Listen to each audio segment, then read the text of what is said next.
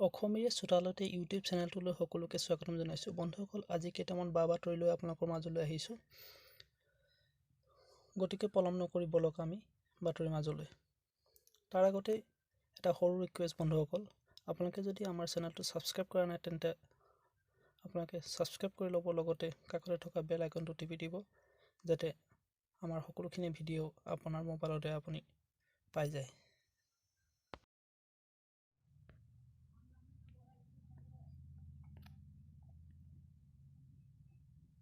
আজি প্ৰথম খবৰটো হৈছে, সপ্তাহত 3 দিন খোলা থাকিব কিতাপৰ দোকান। ৰাজ্যত 21 এপ্ৰিলৰ পৰা সপ্তাহত 3 দিন 3 বজালৈ খোলা দিছে কিতাপৰ বিপণীসমূহ। এই বিপণী খোলাৰ সময়ত যাতে সামাজিক দূৰত্ব সকলো গ্ৰাহকে বজাই ৰাখে তাৰ ওপৰত লক্ষ্য ৰাখিবলৈ আহ্বান জনাইছে অসম আৰক্ষী সঞ্চালক প্ৰধানগৰাকীয়ে। ছাত্ৰ ছাত্ৰীসকলৰ বাবে ভাল খবৰ, কিয়নো কিতাপৰ দোকান খোলা দিছে চৰকাৰে। 2 নম্বৰ খবৰটো হৈছে বন্ধুসকল, চৰকাৰী কাৰ্যালয়লৈ ব্যক্তিগত বাহন লৈ আহিব নোৱাৰিব কোনো লোকে। আপোনালোকে যদি চৰকাৰী কাৰ্যালয়লৈ আহে তেনেহ'লে ব্যক্তিগত বাহন লৈ আহিব নোৱাৰিব। সেই সম্পৰ্কত এটা খবৰ ওলাইছে। নতুন নিয়ম বলবৎ কৰিছে অসম চৰকাৰে তথা ভাৰত চৰকাৰে। ব্যক্তিগত বাহন লৈ এতিয়াৰে পৰা সচিবালয়লৈ আহিব নোৱাৰিব কোনো কৰ্মচাৰীয়ে। সোমবাৰে সংবাদমেল যোগে এই সদৰি কৰিছে অসমৰ মুখ্য সচিব কুমাৰ সঞ্জয় কৃষ্ণই। তেখেতে কয় যে লকডাউনৰ সময়ত যাতে গুৱাহাটীত বাহনৰ সংখ্যা বৃদ্ধি নাপায় তাৰ বাবে এই ব্যৱস্থা গ্ৰহণ কৰা হৈছে। উল্লেখ্য যে মঙলবাৰৰ পৰা ৰাজ্যৰ সকলো চৰকাৰী কাৰ্যালয়ৰ কাম কাজ আৰম্ভ হ'ব। 30% কৰ্মচাৰীৰ দ্বাৰা আৰম্ভ হ'ব কাম কাজ। প্ৰথম আৰু দ্বিতীয় শ্ৰেণীৰ কৰ্মচাৰীসকলৰ কাৰ্যালয়ত বাধ্যতামূলকভাৱে উপস্থিত থাকিব লাগিব। তেওঁলোকৰ সৈতে তৃতীয় আৰু চতুৰ্থ বৰ্গৰ কোন কৰ্মচাৰী উপস্থিত থাকিব সেয়া নিশ্চিত কৰিব জিলা উপায়ুক্ত আৰু মহকুমাধিপতিসকলে। 3 নম্বৰ খবৰটো হৈছে, অসমত এতিয়াৰ পৰা মাস্ক পৰিধান কৰিব লাগিব সকলো লোকে। যদিহে আপোনালোকে মাস্ক পৰিধান নকৰে তেনেহ'লে ভাৰতীয় দণ্ডবিধি আইনৰ মতে আপোনাৰ জেলো হ'ব পাৰে।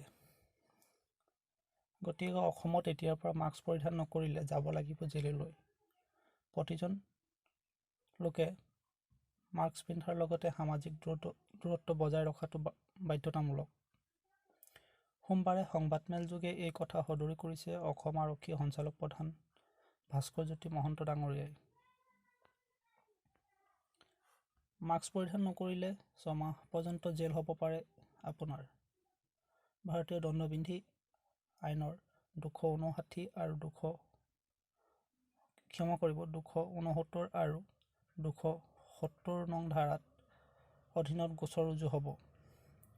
লগতে ধঁপাতজাতীয় সামগ্ৰী, গুটখা ইত্যাদি বিক্ৰী কৰিলেও শাস্তিৰ সন্মুখীন হ'ব। COTPA আইনৰ আধাৰত ৰুজু কৰা হ'ব গোচৰ। 18 বছৰ তলৰ লোকসকলে ধঁপাতজাতীয় সামগ্ৰী সেৱন কৰিলে ভৰিব লাগিব জৰিমনা। এতিয়ালৈকে 25,000ৰো অধিক গাড়ী আৰক্ষীয়ে জব্দ কৰিছে। লকডাউনৰ সময়ত যিসকলে আইন উলংঘা কৰি ৰাজপথলৈ আহিছে সেইসকলৰ বাবে এটা ভয়ংকৰ খবৰ, কিয়নো এতিয়ালৈকে অসম আৰক্ষীয়ে 25,000ৰো অধিক গাড়ী জব্দ কৰি ৰাখিছে বিভিন্ন থানাসমূহত। 4 নম্বৰ খবৰটো হৈছে, বহিৰাজ্যত যিসকল লোকে কাম কৰি আছিলে তেখেতসকলৰ বাবে সুখবৰ, কিয়নো যোৱাকালি ৰাজ্য চৰকাৰে বহিৰাজ্যত আবদ্ধ হৈ থকা 86,000 লোকলৈ অসম চৰকাৰৰ ফালৰ পৰা প্ৰথম কিস্তি হিচাপে 2,000 টকাকৈ সাহায্য হিচাপে আগবঢ়ায়। আছাম কেয়াৰ ফাণ্ডৰ অধীনত অসম চৰকাৰে সাহায্য মুকলি কৰি দিয়ে সেইসকল লোকলৈ। ইপিনে শেষৰ খবৰটো হৈছে অৰ্থাৎ 5 নম্বৰ খবৰটো হৈছে বন্ধুসকল অতি গুৰুত্বপূৰ্ণ খবৰ। অসম চৰকাৰে নিৰ্মাণ নকৰে প্ৰস্তাৱিত 5খন কৰোণা হস্পিটাল। হয় বন্ধুসকল, অসম চৰকাৰে কৈ আছিলে যে 5খন আমি কৰোণা হস্পিটাল আমি নিৰ্মাণ কৰি উলিয়াম এইকেইদিনতে, কিয়নো সেই কৰোণা হস্পিটাল এতিয়া অসম চৰকাৰে নিৰ্মাণ নকৰে বুলি কালি এক সংবাদমেল যোগে মন্ত্ৰী ডাক্তৰ হিমন্ত বিশ্ব শৰ্মাই কয়। তেখেতে কয় যে যিহেতু অসমত ভবাৰ দৰে কৰোণা ভাইৰাছৰ ভয়াৱহতা পৰিস্থিতিৰ সৃষ্টি নহ'ল, সেইবাবে 5খন হাস্পতাল নিৰ্মাণ কৰাৰ বাবে যি প্ৰকল্প চৰকাৰে লৈছিল সেয়া স্থগিত ৰাখিছে। কৰোণাৰ কলীয়া ডাৱৰ আঁতৰ হোৱাৰ বাবে 50 কোটিতকৈ টকা চৰকাৰে খৰচ কৰি হাস্পতাল নিৰ্মাণ নকৰাৰ সিদ্ধান্ত চৰকাৰে লৈছে বুলি মন্ত্ৰীগৰাকীয়ে সদৰি কৰে। ইফালে 101 কোটি টকাৰ বৰঙণি হোৱাৰ পিছত অসম আৰোগ্য নিধিয়ে বৰঙণি নলয় বুলি তেখেতে সংবাদমেল যোগে ঘোষণা কৰে, কিয়নো নিৰ্মাণৰত হস্পিটালসমূহৰ কামহে সম্পূৰ্ণ কৰিব চৰকাৰে। সকলো ব্যৱস্থা কৰি 1000 ICU ব্যৱস্থা কৰাৰ বাবে চৰকাৰে পদক্ষেপ ল'ব। এটা ভাল খবৰ। 6 নম্বৰ খবৰটো হৈছে আজি যিহেতু 21 এপ্ৰিলৰ পৰা ৰাজ্যত লকডাউনৰ কিছু শিথিলতা আহিছে, সেই সম্পৰ্কে ৰাজ্য চৰকাৰে কিছু নীতি নিয়ম জাৰি কৰিছে, সেইসমূহৰ বিষয়ে ক'বলৈ ওলাইছোঁ।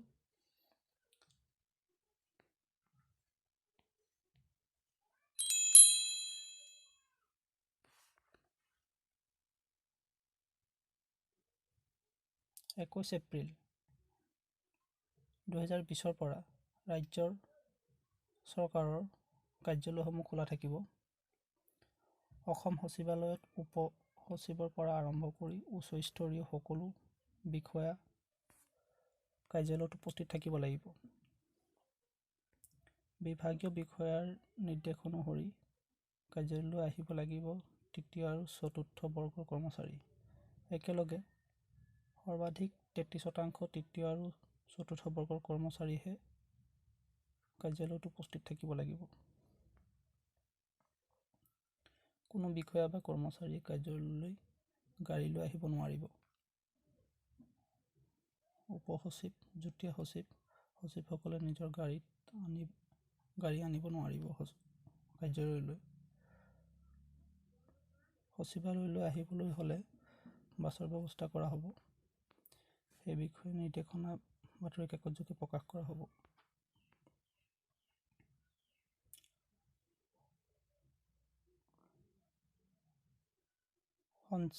সঞ্চালকৈ স্বায়ত্তশাসিত প্ৰতিষ্ঠান, ৰাজহুৱা প্ৰতিষ্ঠানত সঞ্চালক, সহকাৰী সঞ্চালক, পৰ্যবেক্ষকসকলৰ উপস্থিতি থাকিব লাগিব।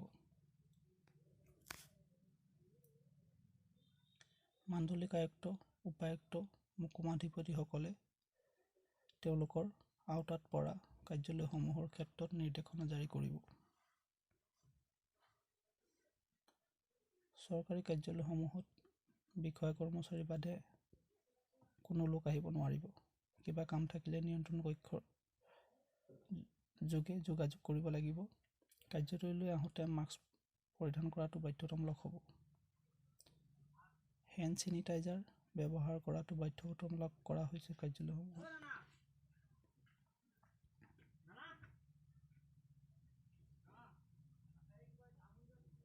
কাৰ্যালয়লৈ অহা বিষয়া কৰ্মচাৰীসকলৰ পৰিচয় পত্ৰ লৈ আহিব লাগিব। কৃষি, গ্ৰাম্য অৰ্থনীতিৰ লগত জড়িত কৰ্মক্ষেত্ৰসমূহ খোলা দিয়া হৈছে যদিও চৰকাৰী নীতি নিৰ্দেশনা মানি চলিব লাগিব। ই-কমাৰ্চ, ডিজিটেল অৰ্থনৈতিক কাম-কাজ চলি থাকিব। স্বাস্থ্যসেৱাৰ সকলো কাম-কাজ এইকেইদিনত অব্যাহত থাকিব। কৃষি কৰ্মত জড়িত যন্ত্ৰপাতিৰ দোকান আৰু ইয়াৰ মেৰামতিৰ ব্যৱস্থাত কোনো বাধা নাথাকিব। কৃষি সামগ্ৰী পৰিবহণত থকা বাধা শিথিল কৰা হ'ব। মাছ মৰা কাৰ্য চলি থাকিব। গাখীৰ আৰু দুগ্ধজাত সামগ্ৰীৰ ক্ষেত্ৰত কোনো বাধা নাথাকিব। গোশালাসমূহ খোলা থাকিব।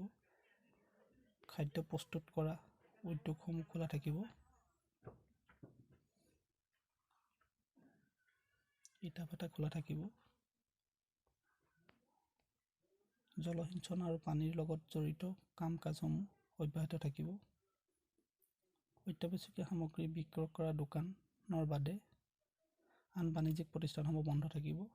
তথ্য প্ৰযুক্তিৰ কাম কাজ আৰু ইয়াৰ পৰিচালিত সেৱাসমূহ 50% কৰ্মচাৰীৰে চলিব। শীতল ভঁৰাল গুদাম চলি থাকিব। অত্যাৱশ্যকীয় সামগ্ৰী ঔষধ স্বাস্থ্য সেৱাৰ লগত জড়িত উদ্যোগসমূহ খোলা থাকিব। উৎপাদনৰ বাবে নিৰ্বিচ্ছিন্ন প্ৰক্ৰিয়াৰ প্ৰয়োজন হোৱা উৎপাদন গোটসমূহ খোলা থাকিব। হাৰ্ডৱেৰ পেকেজিং সামগ্ৰী মৰাপাটৰ উদ্যোগ খোলা থাকিব। ইলেক্ট্ৰিচিয়ান পানী মিস্ত্ৰী মটৰ মেকানিক কাঠ মিস্ত্ৰী মোবাইল ফোন মেকানিক আদি স্বনিয়োজিত কৰ্মীসকলে গ্ৰাহকৰ চৌহদত সেৱা আগবঢ়াব পাৰিব। চিকিৎসা সেৱাৰ সৈতে জড়িত চৰকাৰী নিৰ্দেশপ্ৰাপ্ত যান বাহনৰ বাদে আন্তঃজিলা আৰু আন্তঃৰাজ্যিক ভ্ৰমণ বন্ধ থাকিব। সকলো শিক্ষানুষ্ঠান এই সময়ছোৱাত বন্ধ থাকিব। Taxi, auto rickshaw, cycle rickshaw, cab সেৱা বন্ধ ৰাখিব লাগিব। চিনেমা হল, শ্বপিং মল, ব্যায়ামাগাৰ, স্পৰ্ট কমপ্লেক্স, থিয়েটাৰ বন্ধ থাকিব। সকলো ধৰণৰ সামাজিক অনুষ্ঠান আৰু জনসমাগম বন্ধ থাকিব। ধৰ্মীয় স্থানত সমাগম নিষিদ্ধ কৰিছে।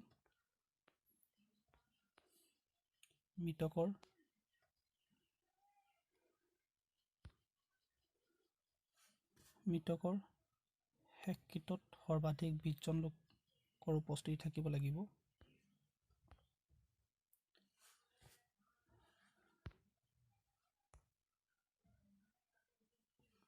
20 এপ্ৰিলৰ পাছত আন স্থানত থকা শ্ৰমিকসকলক এখন জিলাৰ পৰা গন্তব্যস্থানলৈ যাবলৈ এবাৰৰ বাবে অনুমতি দিয়া হ'ব। গতিকে বন্ধুসকল, আপোনালোকক আজি খবৰকেইটা জনালোঁ। নিশ্চয় আপোনালোকে ভিডিঅ'টো পাই উপকৃত হ'ব বুলি আশা কৰিলোঁ। যদিহে আমাৰ ভিডিঅ'টো আপোনালোকে চাই ভাল পাইছে তেন্তে আপোনালোকে আমাৰ চেনেলটো ছাবস্ক্ৰাইব কৰি ল'ব, কিয়নো এনেধৰণৰ নতুন নতুন খবৰ লৈ প্ৰত্যেক দিনাই আমি আপোনালোকৰ মাজলৈ আহিম। লগতে বেল আইকনটো প্ৰেছ কৰি অল নটিফিকেশ্যনটো অন কৰি দিব। আমাৰ সকলোখিনি ভিডিঅ' আপলোড কৰা মাত্ৰই আপোনাৰ মোবাইলত নটিফিকেশ্যন যাব। গতিকে আজিলৈ এৰিলোঁ, ধন্যবাদ।